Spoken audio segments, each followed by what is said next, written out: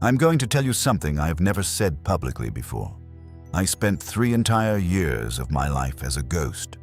I was physically there, but my life was not moving. I was breathing, eating, and working, but I was effectively deleting my prime years from the record of human achievement. If you are currently between the ages of 18 and 30, what I am about to tell you is not just a story. It is a survival guide. You see, most people don't lose their lives all at once. They don't wake up one morning and decide to fail. They delete their lives in tiny, invisible increments, second by second, scroll by scroll, and excuse by excuse. I didn't realize I was doing it until it was almost too late. I was caught in a cycle of becoming without ever being.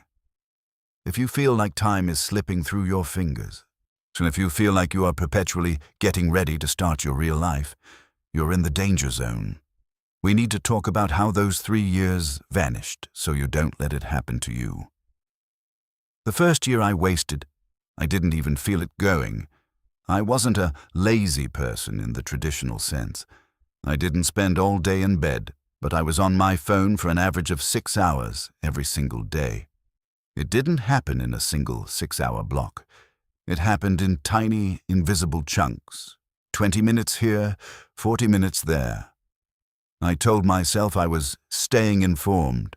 I told myself I was staying connected or doing research. But the truth is, I wasn't building a single thing. I wasn't developing a marketable skill. I wasn't deepening a relationship that actually mattered. And I certainly wasn't building any wealth. I was just a consumer. I was a spectator in everyone else's highlight reel. Every time I pulled that digital lever, I was trading a piece of my future for a hit of dopamine.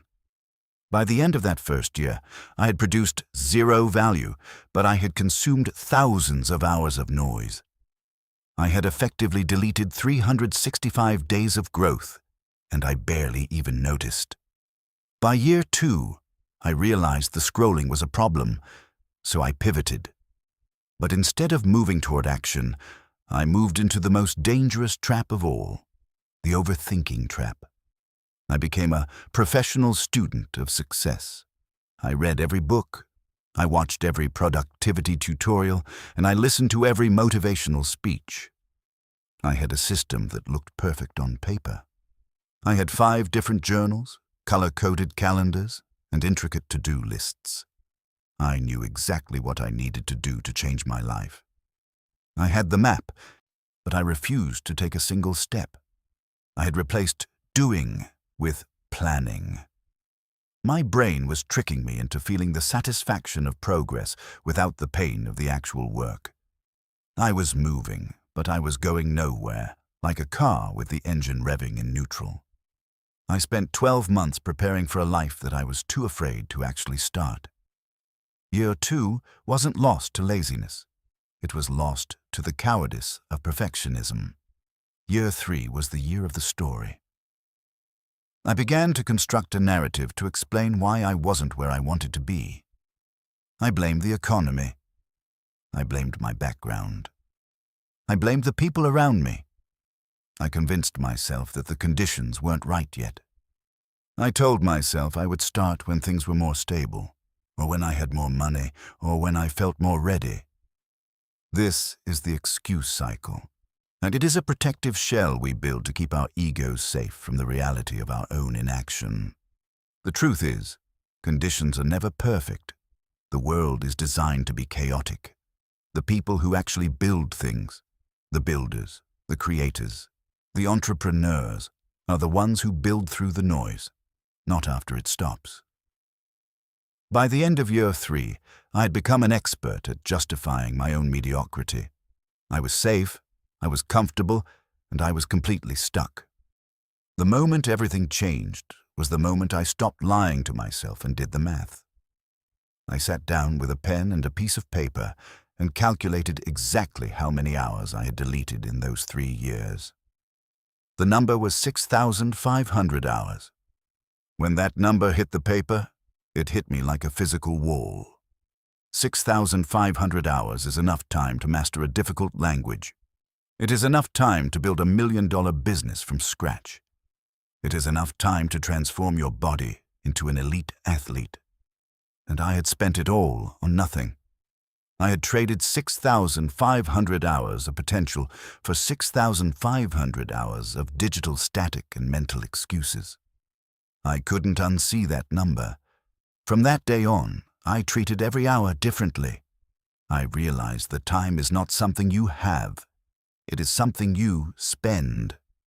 And once it is spent, there are no refunds.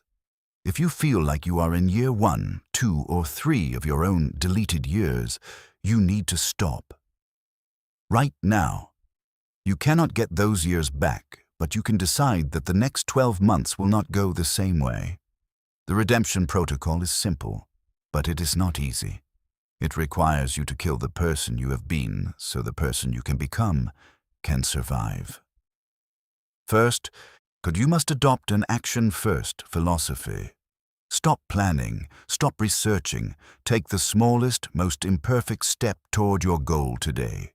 If you want to be a writer, write 1 paragraph. If you want to be an entrepreneur, make 1 sales call, break the seal of inaction. Second, you must audit your inputs. If it isn't helping you build, it is helping you delete. Delete the apps, silence the noise, and reclaim your attention. Your focus is the only weapon you have in the war for your future. I want you to be honest with yourself for a moment. I want you to look at the last 12 months of your life. If you keep living exactly the way you lived this past year, where will you be in 3 years? Will you be a builder, or will you still be a spectator? Comment below, what year of your life feels like the one you most want back? So you can't change the past, but by naming it, you strip it of its power over your future. That choice, the choice to stop deleting and start building, begins right now. I've created a breakdown of the 7 invisible habits that stole those 3 years from me, the specific traps that made it so easy to waste time without realizing it. That video is on your screen right now. Watch it, internalize it, and make sure the next year of your life is one you actually remember living. Subscribe to join the 1% who are taking their time back. Your future depends on it.